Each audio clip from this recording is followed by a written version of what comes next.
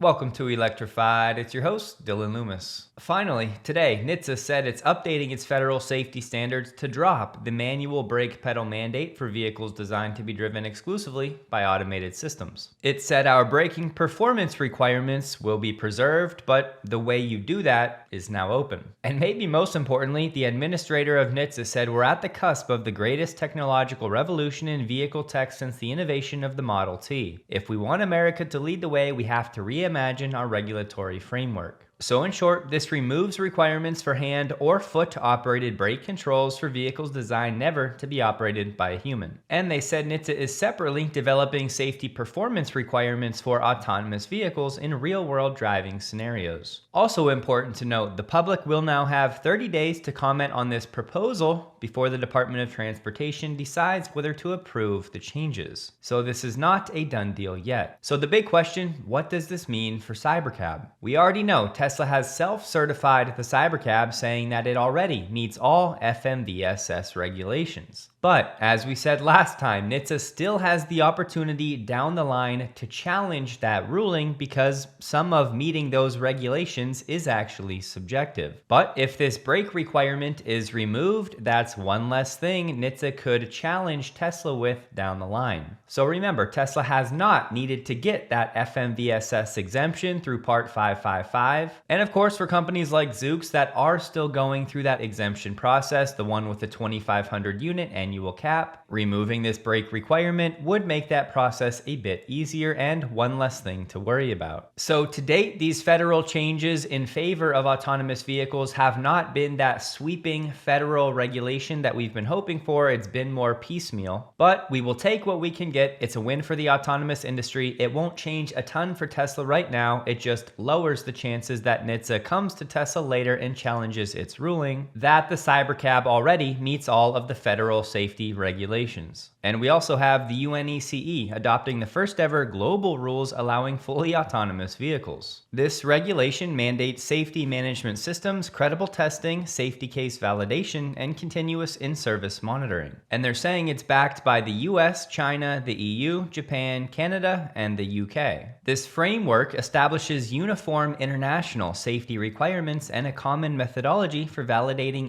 ADS-equipped vehicles. They're saying by preventing fragmented national approaches, the regulation offers clarity for manufacturers, and they're saying the regulation enters into force in about a month.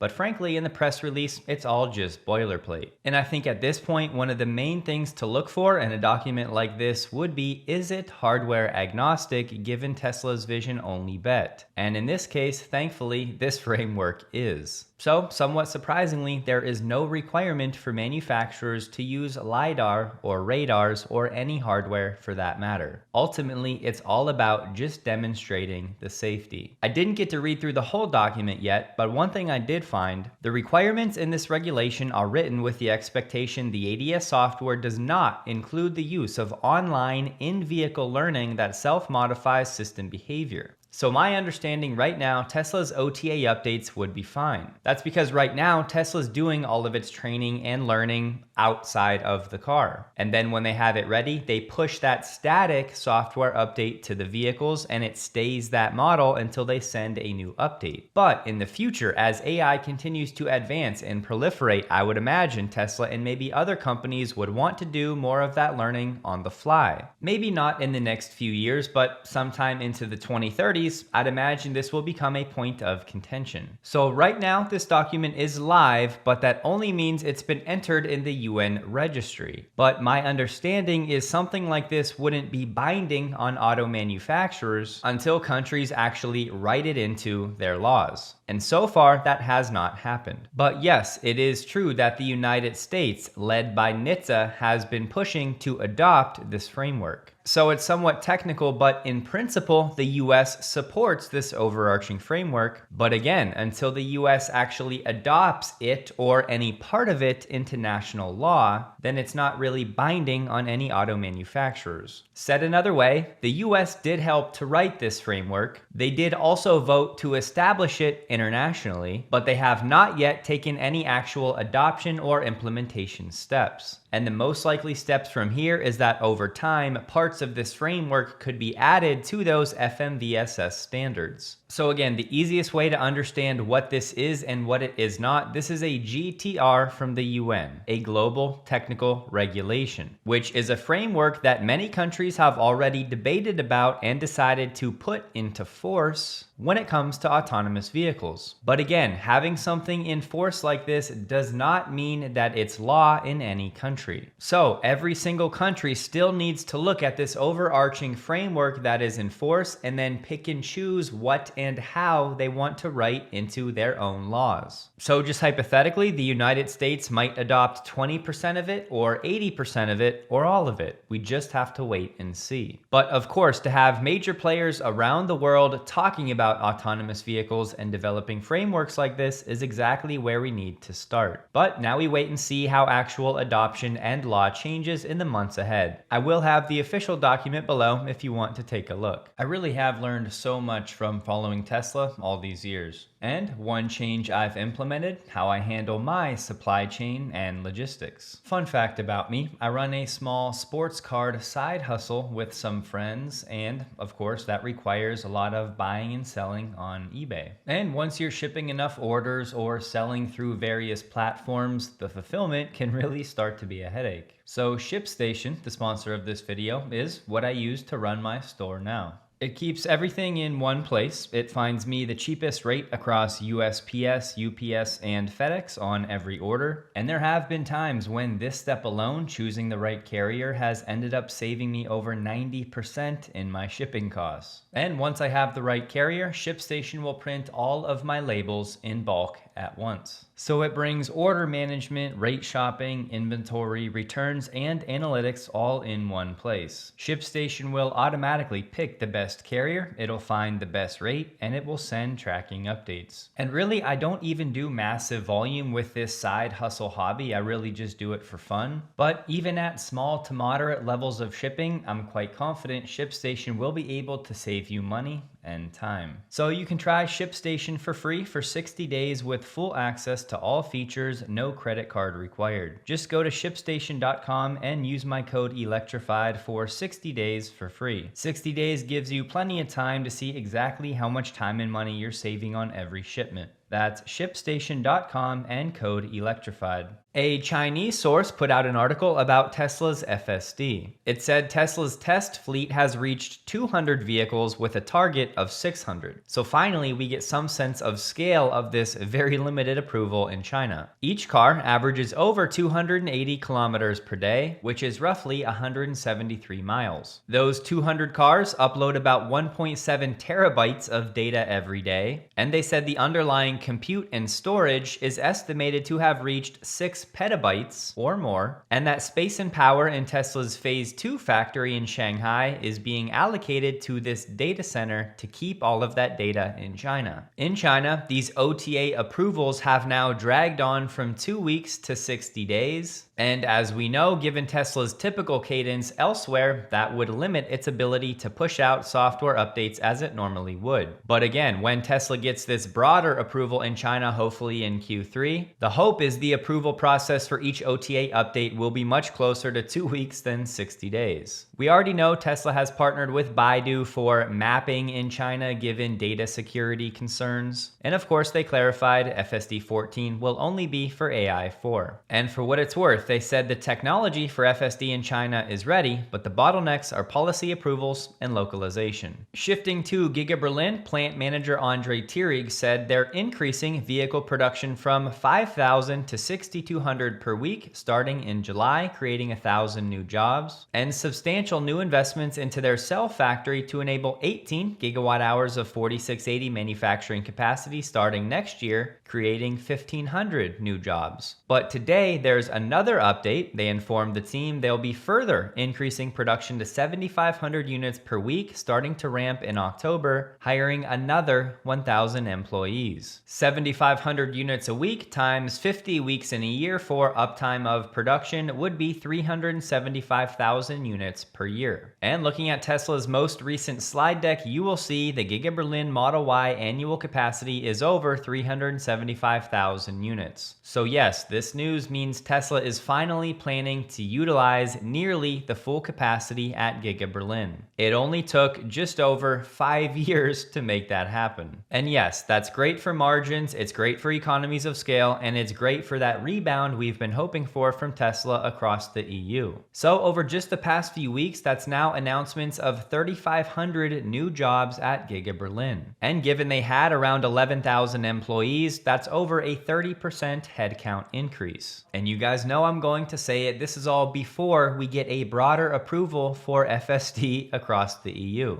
And if you watched my interview with Gene Munster, this is kind of what I was getting at. News like this really has no ability to move Tesla stock anymore. The entire story is about robotaxis and Optimus. And yes, as I always say, macro can drive and cap any good news story, but just something to keep in the back of your mind for this season of owning Tesla. And once Tesla hits this new level of production, that would be an extra 125,000 units every year, bringing in an additional roughly $6.2 billion in revenue. Throw a 20% margin on that, and that's over $1.2 billion in gross profit. So yes, this is actually great news. Shifting back to the States, as Spencer shared, the Cybercabs continue to pile up at lots, this one in Dallas. And very importantly, Bradford Ferguson said these Cybercabs can be converted from having a wheel and pedals to not anywhere. He said, "We saw one converted in a small tent in a matter of hours. Tesla has a process for it." So who knows, maybe Tesla has a faster process if these Cybercabs are taken to a local service center. But I think it's good to know, put a couple techs out there on that lot, and in a matter of days, all of them could in theory be changed from having a wheel and pedals to not. According to Bradford, it can and already has been done on site. Tesla's now hiring for a senior analyst for Robotaxi logistics, this one in Austin. This role will own the final mile logistics for Robotaxi deployments across North America. They'll optimize the routes, select the carriers, and manage the rail partners. And they'll also improve the logistics hubs and distribution workflows. But all you need to know, they're getting ready to distribute Robotaxi deliveries across North America. And just to note, there was some excitement building up when this Cybercab was spotted being delivered somewhere with the Cybercab decal on the side and on the trunk. And not to be a Debbie Downer, but just to state the obvious, this could just be a vehicle for display or an event somewhere. This video was shared of FSD 14.3.4 not noticing a gas can falling off a trailer that FSD decided to drive right over. But the good news, Yoon Tasai did see this and said noted, forwarded to the team. And these situations really can be so perplexing. I have seen FSD brake hard for bunnies much smaller than this, but not even a reaction. And on that point, this video was shared of FSD as a reminder to always stay vigilant. Once again, these crossing arms causing all kinds of problems. FSD was fully ready to drive right through that arm and maybe the one after it as well. And it wasn't just a thin crossing arm, it also had these red squares placed across it. So again, confounding that FSD is not seeing these. Joe Tetmeyer, I think jokingly, was asking if anybody knew why Tesla would expand 4680 production at Giga Texas, hinting that a lot more are about to be produced. And just to reiterate, the 4680s are being used in the Cybercab and the Tesla Semi, and as we've known, the Cybertruck. And I would add there's a chance Tesla is still shipping some level of 4680s from Austin to Giga Berlin for use in Model Ys there, at least until Giga Berlin gets its own 4680 production up and running at scale. We have Giga Storage and Tesla signing an LOI, letter of intent, for the construction of the Green Turtle project. This one will have a storage capacity of 2,800 megawatt hours, aka 2.8 gigawatt hours. This will become one of the largest battery storage projects in Europe. Tesla will be responsible for the full EPC, engineering, procurement, and construction, as well as battery supply, commissioning, and long-term maintenance. But right here, Tesla will deploy its latest generation Mega Block technology to deliver the project. This Green Turtle project will be in the Belgian province of Limburg. The final contracts are expected to be signed this summer, after which project financing will also be finalized. If you have a good memory, you'll know this was not Tesla's first Mega Block announcement. That was the deal with Neoen for its Goiter battery, but it was under 1 gigawatt hour. So this is the first announcement for the Mega Block at a gigawatt hour scale. SpaceX just received approval from the FCC to test some new Starlink to Starlink communication technology. In this case, that communication will be happening with certain RFs or radio frequencies as opposed to the laser optical inter-satellite links or ISLs. Just know with the lasers, they have to be incredibly precise and pointed, and any amount of vibration or outside impacts can break that laser link. And given the size and cost of these laser terminals, each satellite can only have so many. And this new radio frequency testing would have much wider beams and a much higher tolerance for any vibration or satellite motion, etc. And it's not that SpaceX would be looking to replace these optical lasers, but rather just have something as a backup for redundancy to overall improve the connectivity. So ultimately, if it works well, it would make Starlink even more resilient. I believe this is pure speculation right now, but an analyst at TD Cowen said that T-Mobile would be the clear choice for SpaceX if it does not reach a wholesale network deal, or if SpaceX would rather own a wireless business outright. And he cited SpaceX's existing partnership with T-Mobile through Starlink.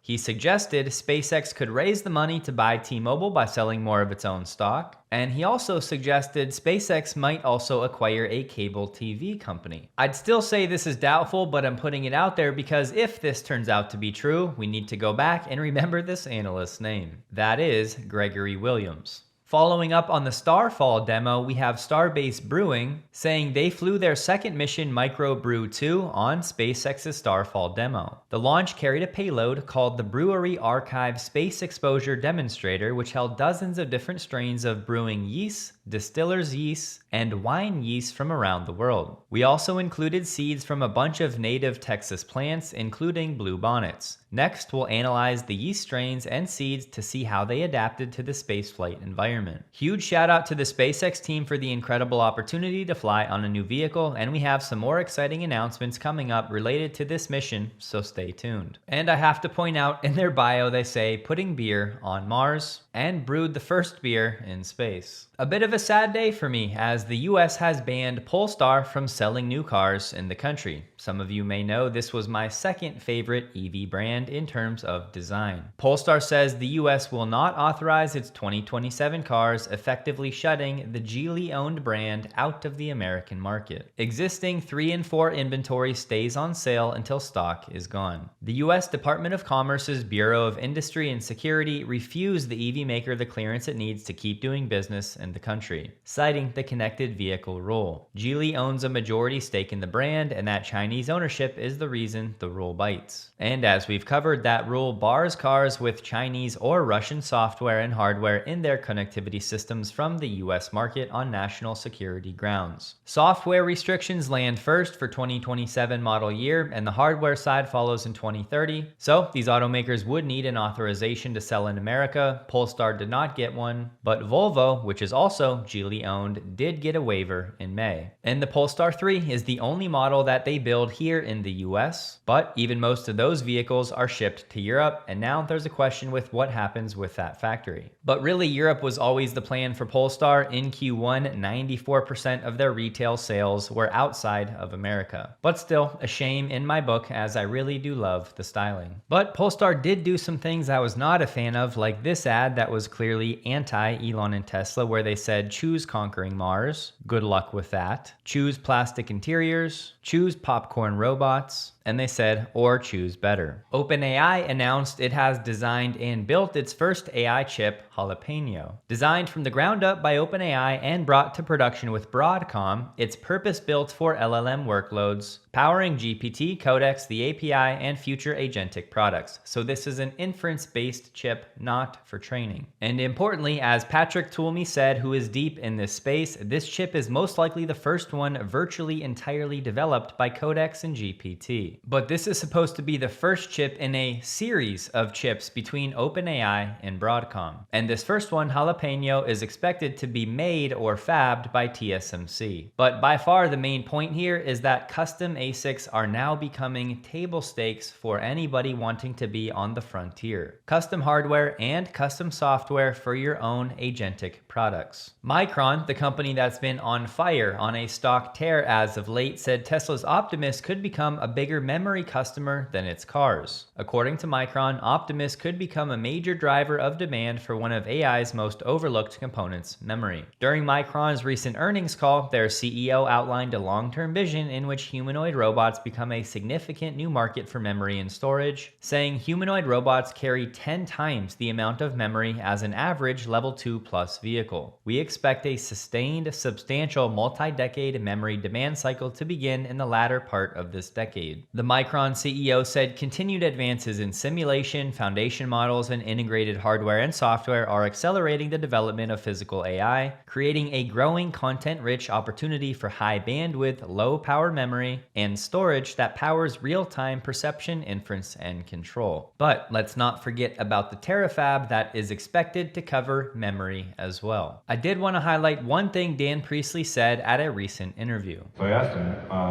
how many heavy-duty electric trucks are registered today in the United States and Canada? And there are 2,829 Class 7 and 8 trucks registered in aggregate in the US and Canada today. So you said many thousands. So in the first year, can we expect we're going to double that? I have a very high confidence in that. Fantastic.